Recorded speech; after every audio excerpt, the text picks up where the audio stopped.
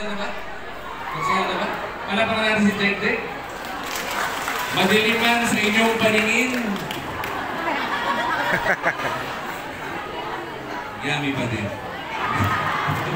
Palapakan natin yan. Yan ang head ng disaster ng bayan ng Noveleta. Isipin nyo, yan po ang sumasaklolo pag baha o kung anong sakuna natin. Palapakan natin si Jack Jack. At syempre nandito din ang ating ABC President na pinangungunahan niya ang ating mga kapitan. Magaling, palakpakan natin si ABCJ Lontok. Kasama rin po dito yung ating mga konsyal. Si Kuya Eddie Saria, palakpakan natin. Eddie Saria. Pero syempre, gusto po sa lahat, gusto ko magpasalamat sa may kapal. Dahil ngayong araw po na ito, isang buwan na yung aming anak ni Angel. Nakita niyo ko sa Facebook. Sino kamukha? Ako si Angel. Ako ang kamukha. Isipin niyo, sinalo ng bata yung kung ano man ang nakuha galing sa akin.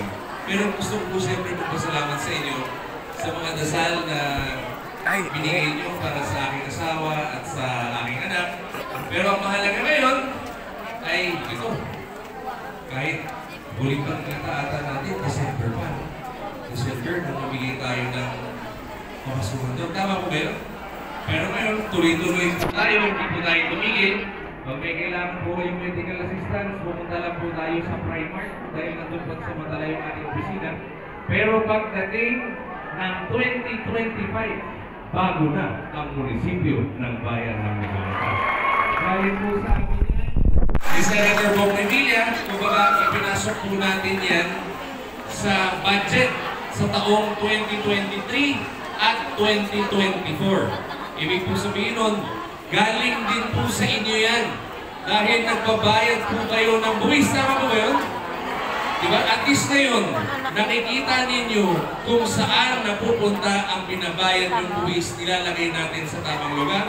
Yung mas mapapadali ang serbisyo para sa inyo, pagpapabayad po tayo kung ano man ang mga kailangan natin asikasuhin pa.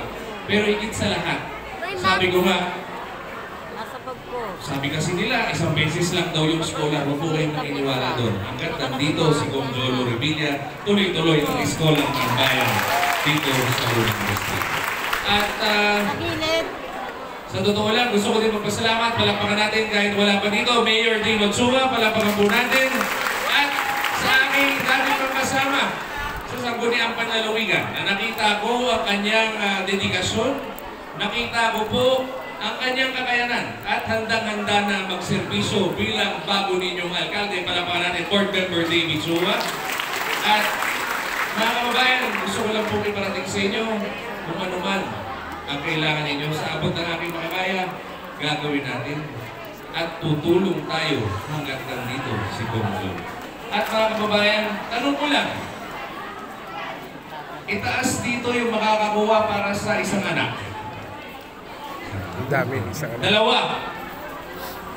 Tatlo. 1, 2, 4. Apat? Pero dito lang po natin nakikita na iba yung nakaraan sa ngayon. Huwag mo kayo mag-alala doon. Pagpapatuloy natin yan. At higit sa lahat, ito makukuha po natin. Kasama po natin dyan ang DSWD. Wala po tayong mapapamahagi ngayon kung hindi po tayo nakikipagtulungan sa DSWD. Yan po ang DSWD Educational Assistance Grant. At makakasa po kayo kung ano't ano man, nandito po ang inyong Congressman Jolo Revilla.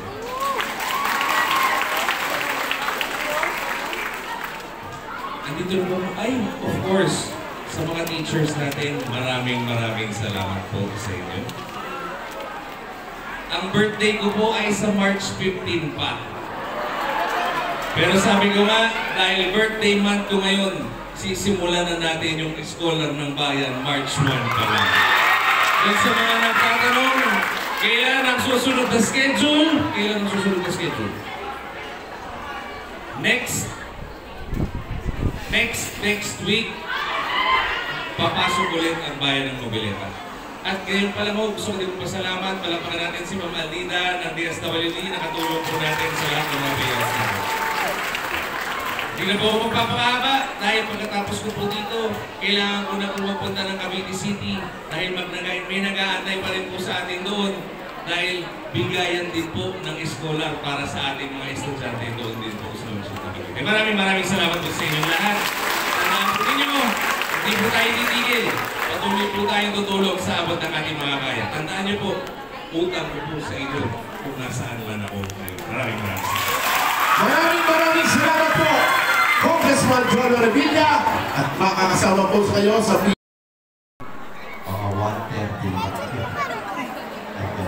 Ano kayo sa inyo? Kasi nakakasigawan niyo. Si Senador Dumero kakagulo ka. Wow! Talaga naman ito. Mga kababayan, ang Congressman ng unang distrito, palakpakan po natin, Congressman Jolo Revilla!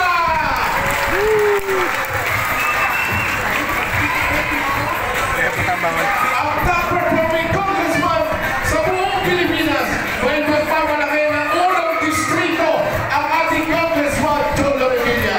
Mga kababayan, talaga ngayon lang natin naramdaman na tunay na may Congressman, ramdam na ramdam, lalo-lalo na dito sa ating bayan at sa unang distrito.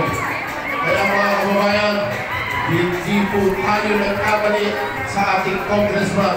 Talaga naman, muli, palakpakan natin, Congressman Jolo Revilla! Parang umitin.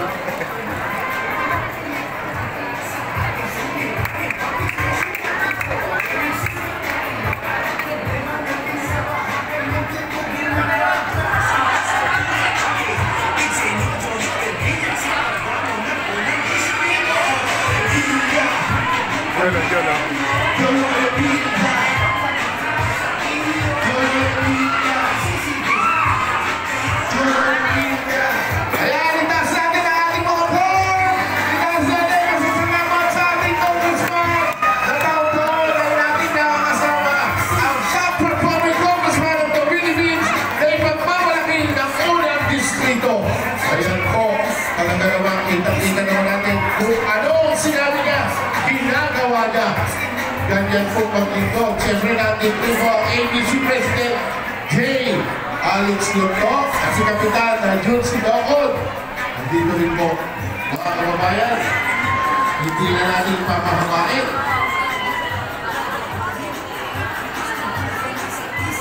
Mga kababayan, kahit kayo naiinip na, ayaw ito po patagalin pa. Kita-kita naman natin ang ginawa ng pamilya Revilla ay pang-pamilya. Si Senador Bong Revilla, ano ang ginawa sa mga senior citizen? Si Congressman Jolo Revilla, dagdag uminto sa mga nagtatrabaho. Tinansiya ang motor. Ganyan po ang Congressman. Kaya nga masasabi ko sa inyo, mula Kongreso hanggang unang distrito, dala-dala